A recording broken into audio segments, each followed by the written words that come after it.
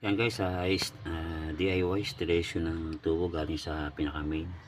Nagdugtong ako dyan, naglagay ako ng T pa diretso rito, at naglagay ako ng halos tatlong elbow pa diretso naman dyan. Ito guys, naka-gripo to ng aking washing machine para kasi dilipat na sa labas yung washing, kaya yan, naglagay ako ng tubo, sariling gawa. Testing natin guys. Bubuksan natin yung kasi gusto ko buksan muna yung tubig para hanggat hindi pa natatabunan makita pag may leak siya. Yan guys, buksan ko na yung pinaka main ng tubig, bukasan dito sa labas para malaman ko kung may leak ba yung aking gawa.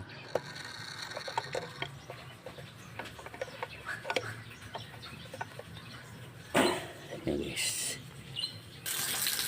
Ayan guys, bukas na rito.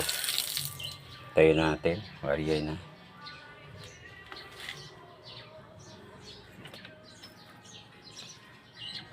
Bali, okay na, wala namang tulo.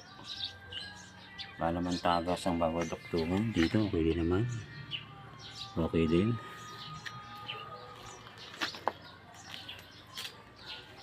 Tapos dito, wala din naman. Ito guys, abang to kung sakaling gusto mo magdagdag ng gripo dito banda para sa balde, pwede mo buksan yan, tapos lagyan mo lang siya ng ganitong gripo, okay na yan. Pare yan guys, okay na, tapos na, ito na,